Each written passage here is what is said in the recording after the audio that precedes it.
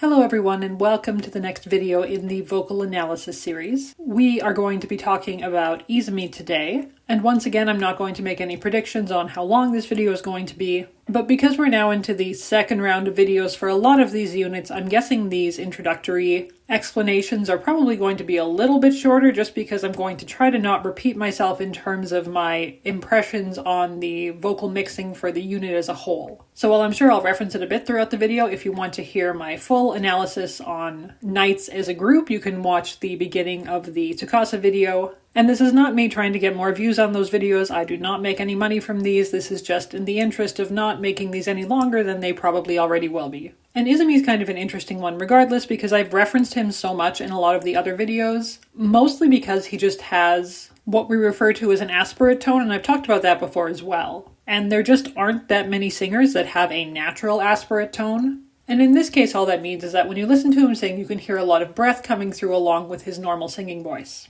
And admittedly, there has been this trend, particularly in Western pop music lately, that seems to incorporate a lot of whisper singing, or what I've seen people refer to as singing in cursive. And the difference between that and what Izumi is doing is that in Izumi's case, this is just how his voice sounds. He's not putting on this effect, he's not intentionally trying to make his voice sound that way. If you listen to songs with deliberate whisper singing, it really does limit what your voice can do because you have to deliberately change how you're breathing when you're singing to push that air through. Whereas when you have a very natural aspirate tone, it comes out in all aspects of his singing. Whether he's doing falsetto, whether he's belting, you can still hear that breath. In terms of a vocal comparison, I don't really have anything because from my understanding, prior to Ensemble Stars, Masumi-san was mostly a stage actor. And since that time, he's kind of moved more into the production side of things, but still mostly for stage plays. So I think that Izumi is pretty much his only credited, well-known voice acting role. And honestly, what a character to have as the main voice that you are known for. But we'll get into that in a little bit. But honestly, I don't really think I have a lot more to say for this introduction, which is amazing, because normally I spend way too much time talking before we actually get into the music, but Izumi does have a fair number of songs, so it's probably a good thing. And with that, let's get right into the music.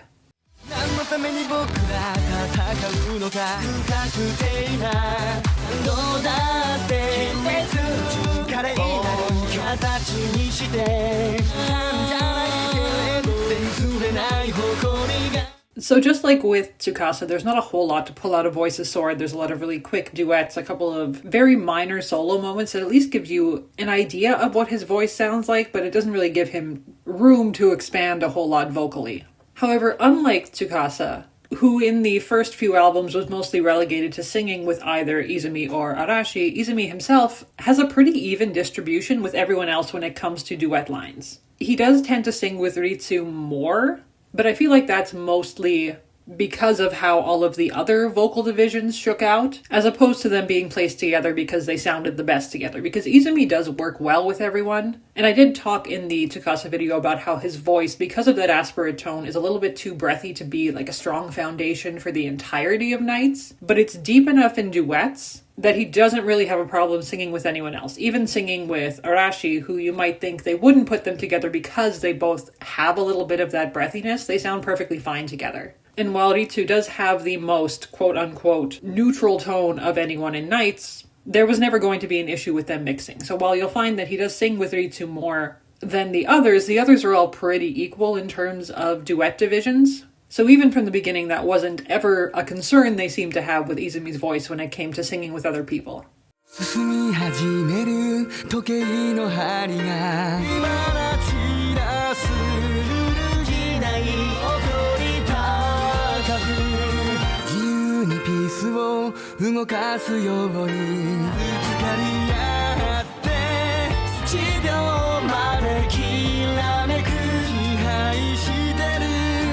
You get to hear a lot more of Izumi's voice in Checkmate Knights and a lot more of what he can do, and even in these early songs, the biggest thing that's always stuck out for me with Izumi is that he is definitely not afraid to push emotion through his singing, and there are a lot of times where it almost sounds like he's on the verge of tears, especially in slower songs. And given that he has a lot of cards where he is crying, I feel like that just might be the case.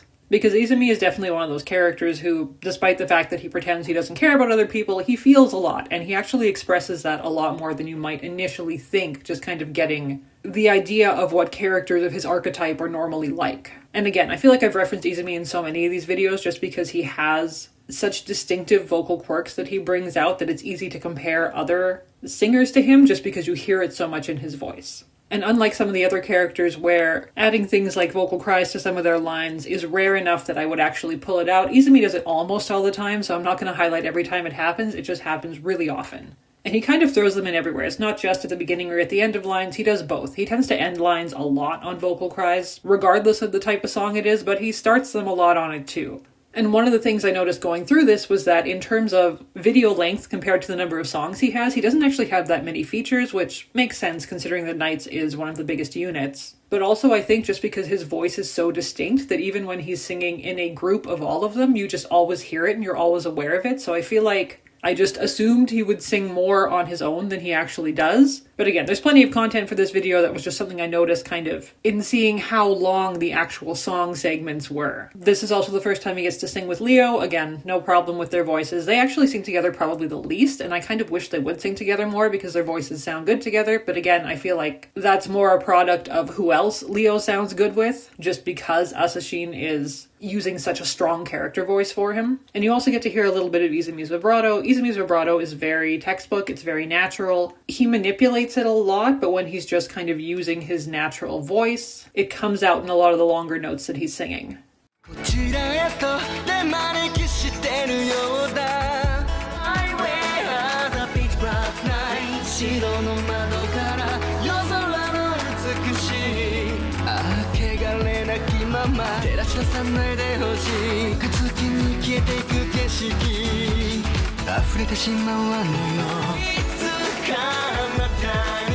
So here's the thing with Silent Oath. In my head, I always assumed that Izumi wrote it. And I don't know why I made that assumption. I think it's just because this album came out so soon after Lionheart was released, and this song gives me such strong Lionheart vibes that I just kind of assumed it was Izumi's song. And just recently in the game, it was actually confirmed by Leo that Izumi did write the lyrics for Silent Oath. So I'm glad I've been right in thinking that all these years, even though I literally had no reason to believe that up until this point, I don't think. But regardless, this is another one of those songs where there is just a lot of emotion coming through in his voice. And even when he's singing in duets, because his voice is the deepest in Knights, they do tend to undermix him a little bit so that the other voices can be heard on top of him. But due to his tonal quality and the way that he sings, he is still very much able to be heard, even if he is mixed at a little bit of a quieter volume than whoever he's singing with at the time.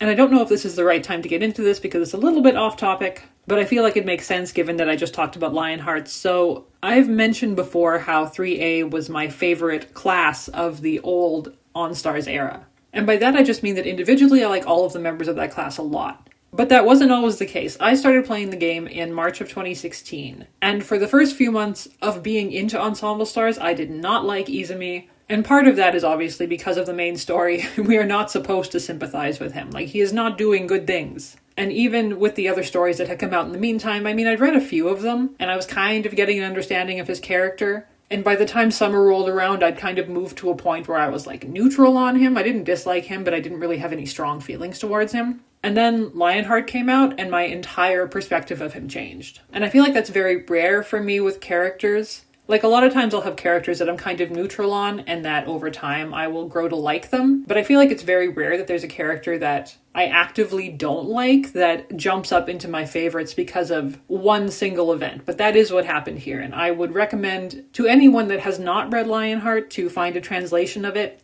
because it really does explain his character and his thinking and his headspace and his relationship with Leo. And everything that he does makes so much more sense when you have that context. And I think at this point we can all agree that Akira's writing can be a little bit hit and miss at times. But I feel like his novel writing is generally pretty strong, and Lionheart I think is one of the best examples of that.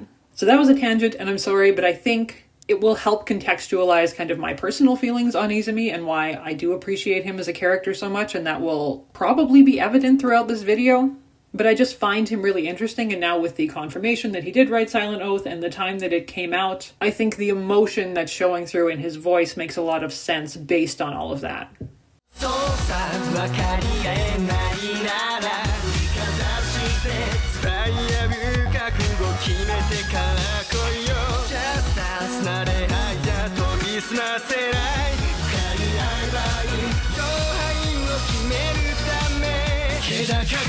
So one of the things I have seen debated in terms of Izumi's singing voice in the fandom is whether he is singing with an intentionally lowered larynx or if that is just kind of how his neutral larynx sounds. And we haven't really talked about a neutral larynx before. I've mentioned a few times about raising or lowering and how that can tonally change what someone's voice sounds like. But a lot of times people will just sing with a neutral larynx. They're not trying to do anything specifically to change that unless the song calls for it. And from what I've seen, the consensus is that this is just how Masumi-san's voice sounds, and I do agree with that. I think for the most part, Izumi is not manipulating his larynx in any way. This is just how his voice sounds. It happens to be incredibly unique, but I think that's one of the reasons that I like it so much. And I can understand why some people wouldn't, just because it's not tonally a voice that you hear a lot of. But again, I think it works so well for Izumi's character, and I think it's really interesting to have a voice like this in the mix because it's so different from what you would normally hear. However, there are some times when I think he is intentionally lowering it, and there are a couple of times when I think he's intentionally raising it. And I mostly say that because of the change in tonal quality that happens, particularly when he's raising it.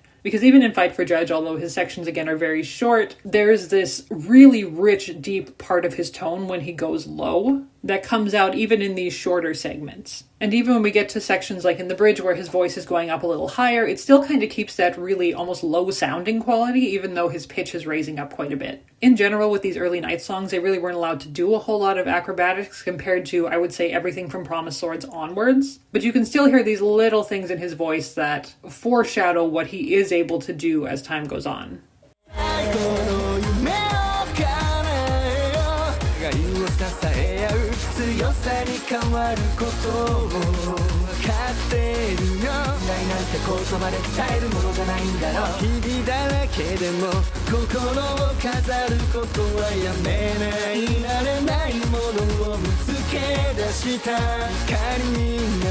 This is the first time I would say he probably goes into a belt, and I'm mostly saying that because that one note is high enough that I think he could probably more of a head voice or a falsetto in it, and he just pushes through into it. And again, Izumi has one of those voices that's very deceptive in the sense that, kind of like I mentioned in the last song, it still sounds low even though he is singing notes that are quite high. And eventually he breaks out of that a bit and actually goes into true falsetto. He goes into falsetto a lot, probably more than most of the characters we've talked about up to this point. But in these first few songs, they're staying kind of more in the middle range of all of their voices. And you get some more extended duets in this one, especially with Ritsu, so you can hear that their voices do blend together really well. Article of Faith also has a few kind of faster, almost speak-singing sections like the one he has with Leo. So Izumi can stay on top of the notes really well, even though I would say his voice is probably more suited to ballads just because of that sense of emotion that's kind of underlying everything that he does. But when he has to sing things that are faster or more rhythmic, he has no issue with them.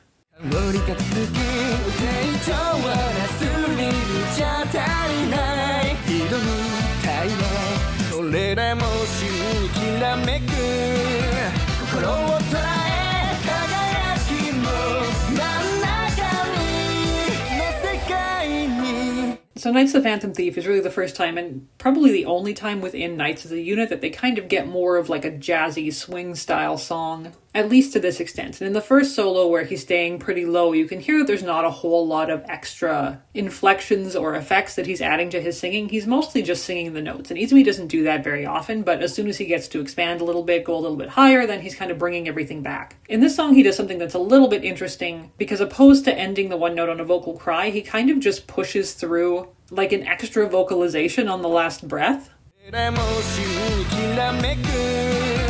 which is not something he does very often. Typically, he'll either end notes on vibrato or he'll just add a vocal cry to the end because that just seems to be his normal way of singing notes. So I think this is a good example of a song where, even though, again, we don't get a lot of lengthy solos, you can hear that his voice is versatile enough to adapt to other types of music if he needs it to.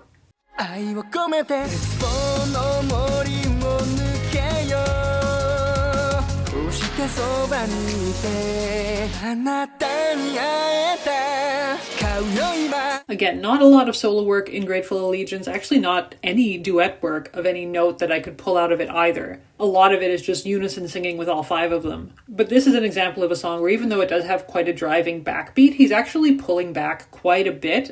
For Izumi at least, this is reserved singing for him. He's not doing a whole lot other than singing the notes. And you can hear even in sections where he has an extended note that he has to hold, he doesn't go into the vocal cry on the end. He just kind of lets the vibrato fade out. And up until this point, we really haven't heard anything that I could definitively call head voice or falsetto. But based on how he sings in later songs, I do think that it's just because that's how they were told to sing at this point and not because of any sort of vocal growth or progression or the fact that he couldn't do it at this point, because listening to his voice in general, I think he was totally capable of doing it at this time. It just wasn't something they were putting in the songs for nights.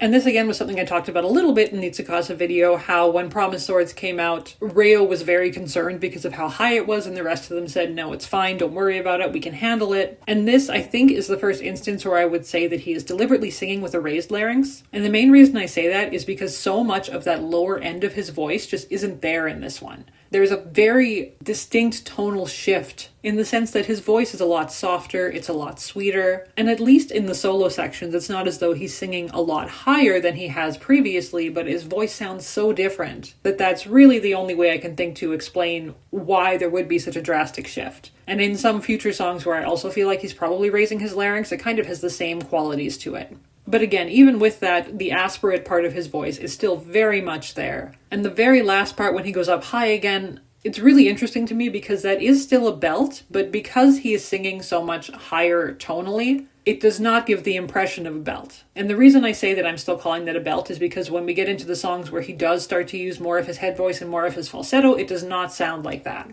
So I think Promised Swords in general is a good example, again, of how versatile his voice can be. And I think Izumi is one of those characters where you never really think about his voice being versatile because it is so easy to tell when he is singing. And even though those qualities are still there, there's just these little things that happen that kind of differentiate his singing styles between certain songs.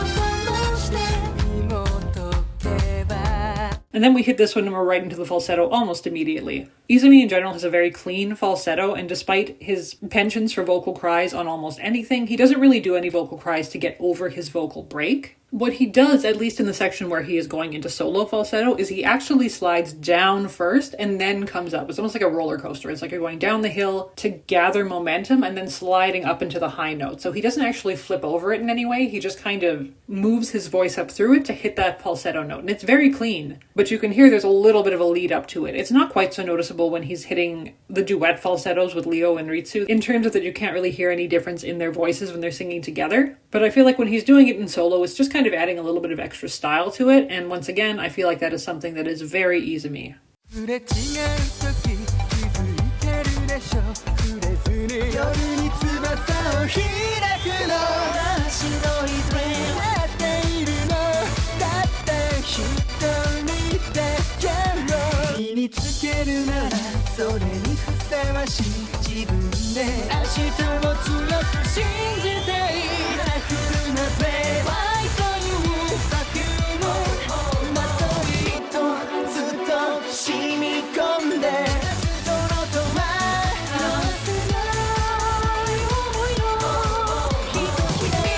I really like that last little part with Ritsu, even though there's kind of other singing going on over top of it, but it's the only time in the entire song that melodic line happens where they like go up into the falsetto and then come down a little bit, but it's not the same as all the other times at the end of the chorus has come up. So I'd say definitely go back and listen just to specifically their part in there, just because, I don't know, I just really like that melodic line that's happening. Apart from that, this is the song where he definitely gets the most content up until this point, and it is kind of an Arashi feature, and I would say that she still gets more of it than he does. But the most interesting thing with this one is that because he is singing more and because he is singing with almost everyone in Nights, you start to get a sense of how he changes his voice based on who he's singing with. And I'm going to play these two parts back to back because I think this illustrates it fairly well. The very last line of the pre-chorus, the first time he does it with Arashi, the second time he does it with Ritsu.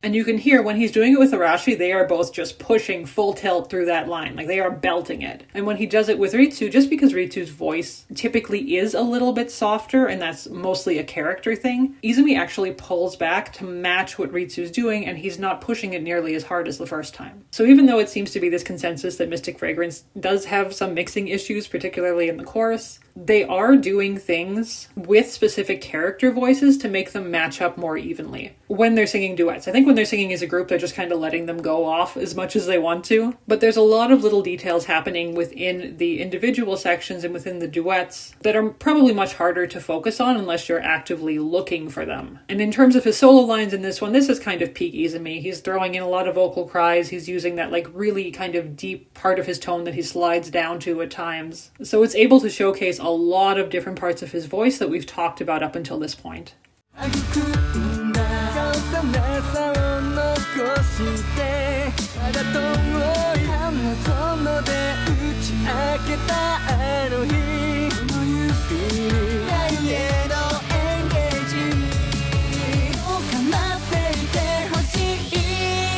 And again, kind of interestingly, in this part, the last duet he has with Ritsu's actually pushing more than he is. So again, there's like these really interesting little mixing things that are happening that I haven't really noticed with a lot of other characters, because for the most part with other characters, it feels like the producers figure out how two voices go together and they always mix them the same way. And with Izumi, that is very clearly not what's happening. I can't say for sure why that is, but I think it probably has to do with literally just how Izumi's voice sounds and the things that he can do with it. And even though he doesn't have a whole lot of solo work in Castle of My Heart, this is one of those examples where I think he is not singing with a raised larynx, but is still kind of getting that far more softer part of his tone than he would typically use in a lot of songs. So while it doesn't quite have the same tonal quality that it had in Promised Swords, he can still kind of achieve that effect even without physically doing things to raise his voice up.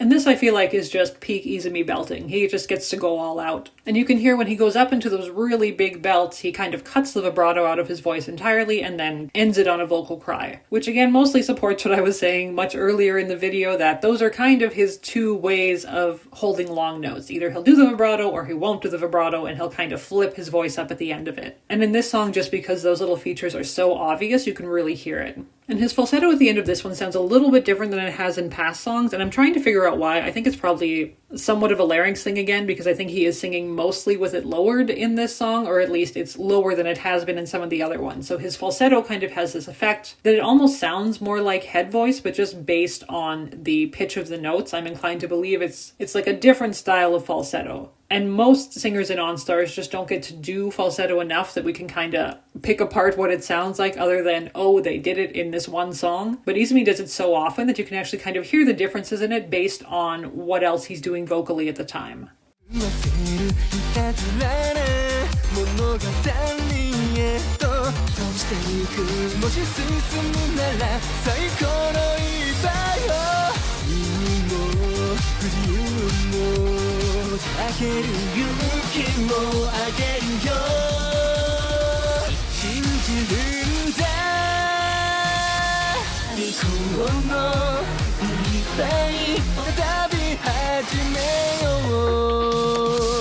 And up until this point, this is the only 5-star feature song he's gotten. Obviously, with Knights being a bigger unit, they're going to take longer in the rotation. But I think what this one does really well, like, it's very fast, it's very rhythmic, he has no issues keeping up with that, but this is really a showcase kind of that lower part of his tone. And generally, I wouldn't describe Izumi as having like an inherently warm tone just because of everything else that's incorporated into his voice. But when he hits that really, really low part, it does kind of trend more in that direction, because even though there's still this breathiness to it that always kind of feels like it cools voices off when it exists, there's just this, like, you can almost feel it reverberating in your chest when he hits those really low notes. And for the most part, he's staying down in that for this whole song. Even when he goes up into the belt, and he has a really, really nice belt, it is super long, super sustained, no vibrato whatsoever. He's just holding that note.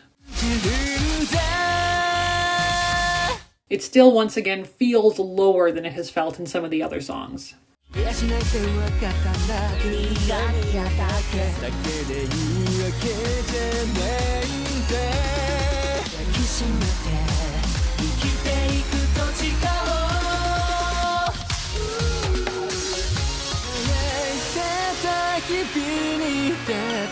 There isn't a whole lot that's new in Luminous Crown. He doesn't actually get to sing a whole lot. For the most part, he's keeping it in that very low part of his voice again. He gets the one duet with Ritsu where I would say they're mixed more evenly than they typically are. Their voices are at about the same level. And then he gets that one really high shot of falsetto, just kind of that one note. And then aside from that, there's not a whole lot to talk about with this one, so we'll move right along.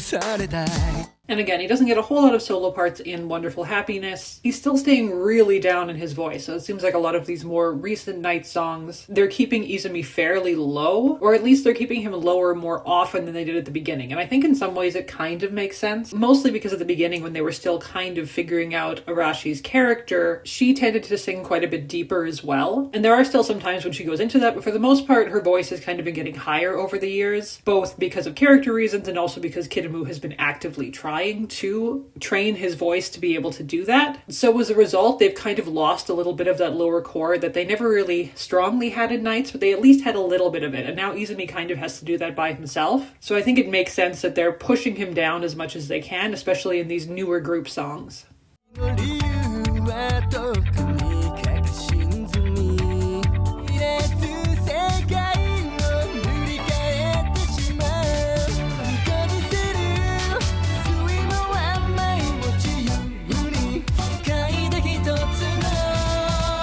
He actually gets a decent amount of solo work in Heart Collector, but again, he's still staying fairly low. Like, some of the notes are going up pretty high, but his tone overall is staying down. And unlike the last time where he had an extended duet with Ritsu, this one they're going back to the formula they used to use in some of the other songs where Izumi is mixed under him and you can hear Ritsu's voice being both higher and more prevalent in the mix. So it does definitely feel like, especially in the last year or two, that they are actively changing how they mix Night songs to reflect the vocal changes that the members have gone through over the years. But Izumi does actually get to do a lot of really interesting vocal work outside of Nights, and he has quite a few songs that he sings with other characters. So we'll get into that right away after Will Be Nights, because I threw this one in at the beginning of the second section because it technically isn't full Night, so I wanted to talk about it on its own. So we'll do that first.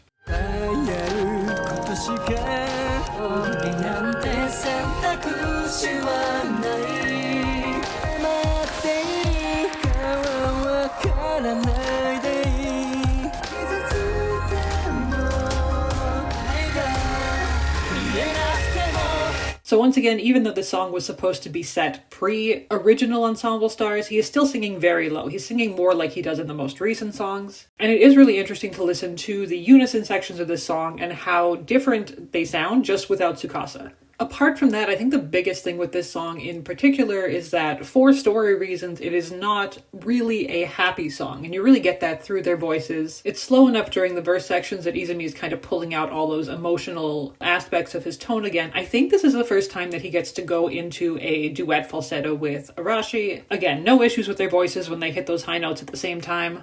The other interesting thing with this song that I always think about is that this was used as one of the encore songs for, I think, the first night of the Starry Symphony that Nights was a part of. And initially, the voice actors had a little bit of pushback against the concert organizers or whoever had decided that this would be the set order, because their argument was that encore songs should be like big and exciting and high energy, and this is kind of the opposite of all of that. So what they do, and this again is something I'm going to recommend, if you can find a video of this, please watch it. They actually incorporate Tsukasa into the performance because they felt bad that Reo just wouldn't get to be on stage with them at that point. And it's really well done, and I think it kind of fits them perfectly. And I've always found it really endearing that, like, Tsukasa is like the baby of Nights and Reo is the youngest member age-wise, and the others are always looking out for him in the same way that they look out for his character. But now that covers all of the Nights and Nights adjacent songs, so let's go into everything else that Izumi's part of.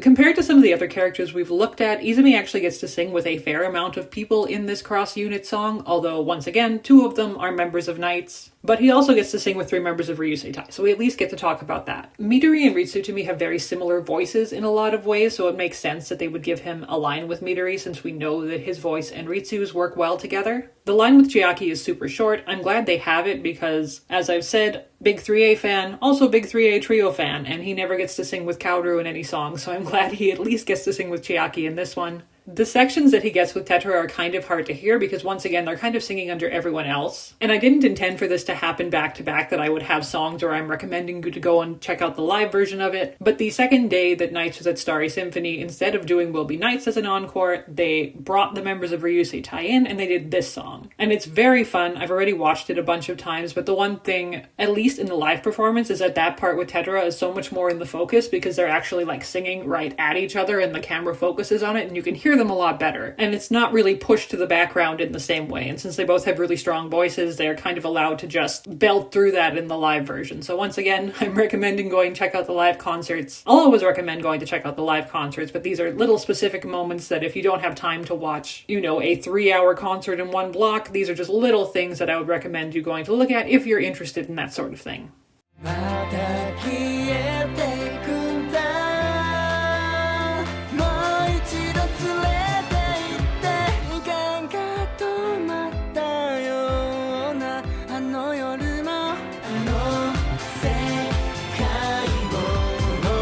And now we're back to the traditional cross-unit formula where he doesn't get to sing with anyone in Fine, but he gets to sing with Leo and Tsukasa. The Leo part in this I think is especially interesting because I don't think in any of the songs in the past Izumi's used that really soft tone when he's singing with Leo. And I've tried not to talk too much about the technicalities of Leo's voice since this isn't his video, but generally his voice comes off as very mixed despite the fact that Asashin is pushing it so high. However, when they have these sections where he's intentionally trying to sing soft, it automatically kind of becomes breathier because of that. But given the nature of the song, it works really well. And when you listen to Izumi's solo part, particularly the part where he goes up into falsetto, you can hear more breath coming through it than his falsetto normally has because he is trying to pull his voice back and keep it in that softer, sweeter side of things. So it ends up being this really interesting tone that I don't think he's gotten before in any of the other songs. And that might in part be because the instrumentals in this one are so bare bones during the verses as well that you can really hear the voices on top of them.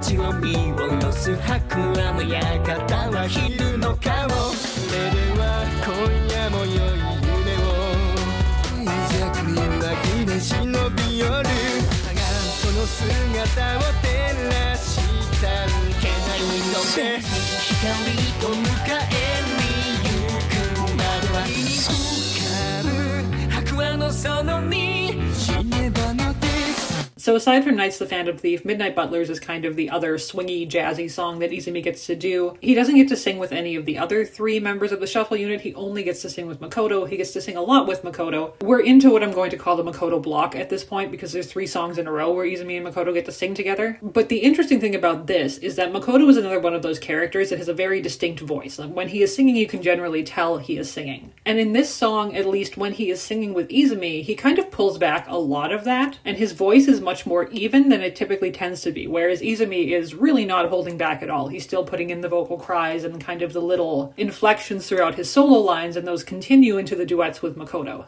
And I think they sound really good together, but it is interesting to me how they decided to mix them in order to kind of achieve that effect while still letting Izumi do all of the things that he typically does when he's singing.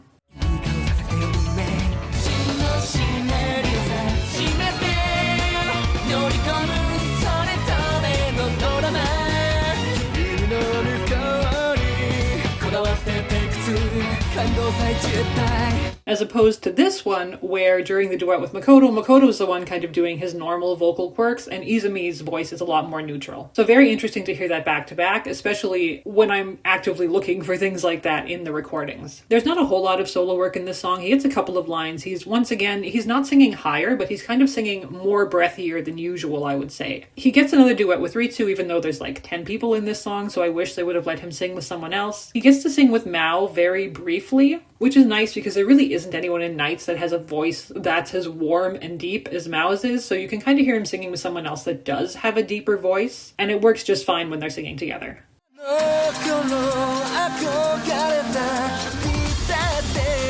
じったりしないからこの世界に選ばれるために俺でお前を抜かせるブラインドで見事愛おしくもあればこの世界が気づいてなくたって誓って Go, go, go, go, go, go my own way. So I didn't lie, he does technically sing with Makoto in this one. It's like one word. That's the only duet they get in the whole song. And we've already talked about what his voice and Arashi's sound like. I'm not super mad that they have to sing together in this song, considering there's only 3 of them, so it pretty much had to happen at some point. Other than that, he is staying fairly low for this whole song again. Even those times when he goes up into the higher notes at the end of a couple of his lines, he is kind of going more into what I would call sort of a pseudo belt, as opposed to pushing it into head voice or anything like that. It's not a particularly loud belt, but he's not shifting his tone up into that head voice in any way. It's still staying fairly low down within what we know his range is capable of.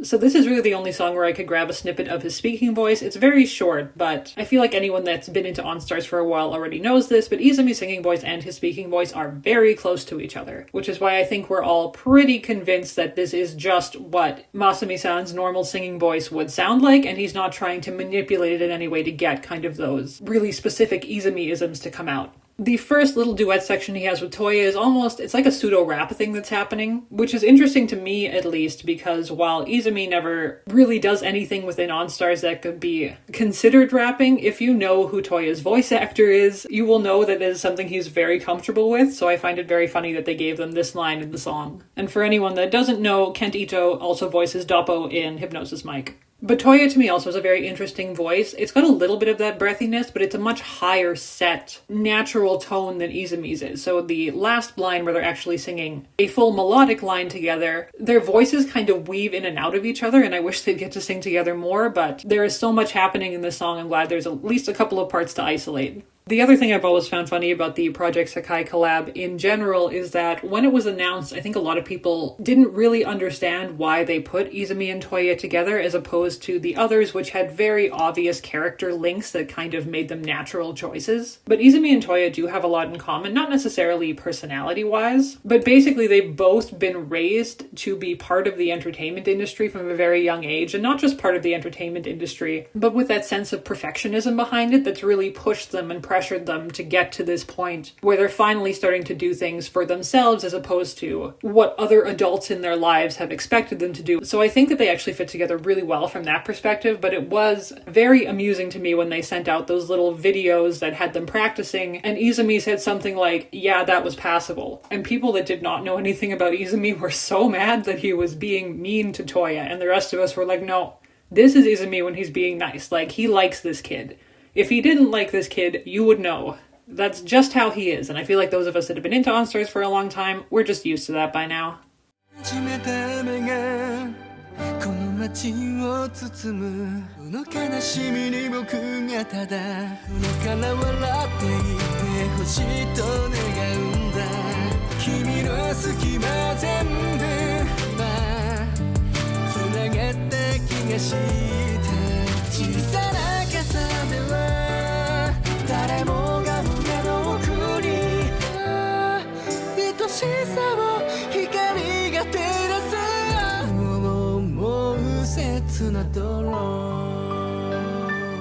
And then we have this one, which is meant to be a vocal showcase just based on the existence of the unit itself and what their purpose was. But I think it really is a vocal showcase. It shows off so many of the things in Izumi's voice we've talked about so far, and even some things that he really hasn't done before, but that it's always felt like he could do. So it's really utilizing his full potential. Once again, he is staying fairly low, especially throughout his solo parts, which makes sense given that his voice is naturally deeper than Hiro and June. So he kind of has to fill that bottom role, but because there aren't as many of them as there are in Nights, I think in this case it works better for him to be that base for their voices. He gets to do a few more little vocal tricks. There's one section where he adds a mordant in, and we've talked about mordants before. It's basically just hitting a pitch, going up a little bit, and then coming back to the original pitch.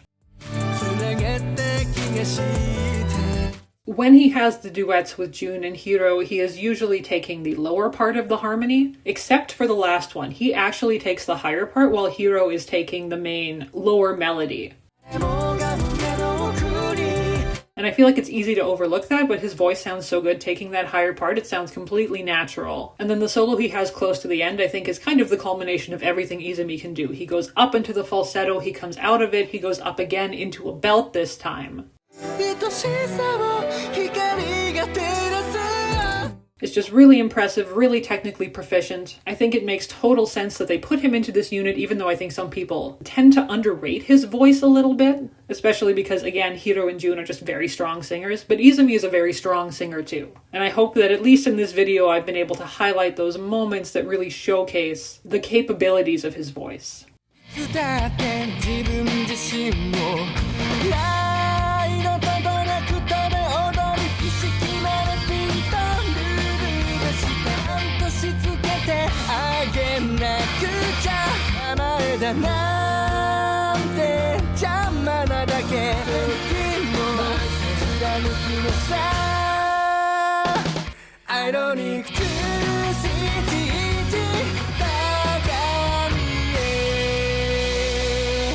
I've always really liked Ironic Blue. I think a lot of people feel like the style of the song doesn't necessarily reflect Izumi's character, and I do kind of get that. Like, this song, stylistically, to me, is like a driving along the coast in the summer with the windows down. Like, it gives me the same vibes as Kazunari's first solo from A3, which I think was actually called Summertime Love, but it has that inherently boppy feeling to it that is a little bit at odds with the lyrics, because the lyrics are very ballet-focused, and there is absolutely nothing about the instrumental of this song that says ballet. But I think for the timeline when this came out, it's pretty much showing everything that he was allowed to do up to that point. He doesn't go into falsetto, but then again, he never really did go into falsetto before music was released, at least in any sort of solo capacity. This is also one of the first songs we've talked about that has a noticeable key change going into the last chorus. It pushes everything a half step up, which might not seem like a lot, but is basically the standard formula for a lot of mid-2000s pop songs.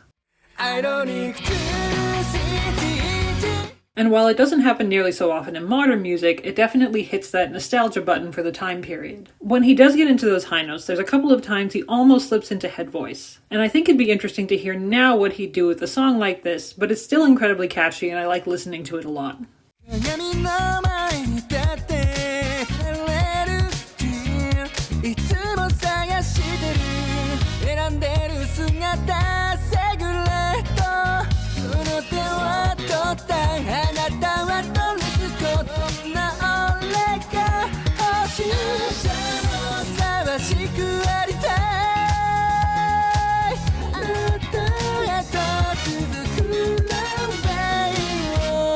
In contrast, this one has a very slick production factor. It's got this big band backing without ever really sliding fully into jazz, although there's a little bit of an almost funk/disco feel in some of the rhythmic divisions. I do like that both of Izumi's solos kind of focus in on different parts of what make up his character, with Ironic Blue having all of these ballet terms, and this one using a lot of Italian and referencing modeling. But they also both lyrically are linked by the idea that Izumi is doing a lot of this for other people, and starting to figure out how he can blend that sense of performance with his own ambitions. So I think for character songs, they both work really well. And I do feel like he's singing with a raised larynx here because just like in Promise Swords, that really low, deep part of his tone just doesn't come through and it feels higher overall. He's still throwing in all of his normal vocal cries, very prominently in at least this one section. And this time he does pop up into falsetto several times, so it's a nice look at his vocal progression as well. And that brings us to the end. I feel like I went on tangents more in this video compared to the others, but Izumi really is a very significant character for me, and I always love being able to talk about him. And I hope this at least showcases why I think he's got such a strong voice and why it merits a closer look in a lot of ways. Next up, I promised Shinobu, and that is happening. And after that, I'm going to head back into some of the 4-member units. Yuzuru was actually one of the first requests I received, and I ended up doing Eiichi for Fine instead, but I'd always wanted to go back to him, and this seems like a good time for that. And after that, I'm going to do Mao, because while I've mentioned my love for Old 3A a good number of times already, my 4 favorite characters in the series are actually all from Old 2B, and I haven't done any of them yet, so I think it's time. As always, thank you for watching, and please like, comment, do all of the things that the algorithm wants you to do, and I will see you next time.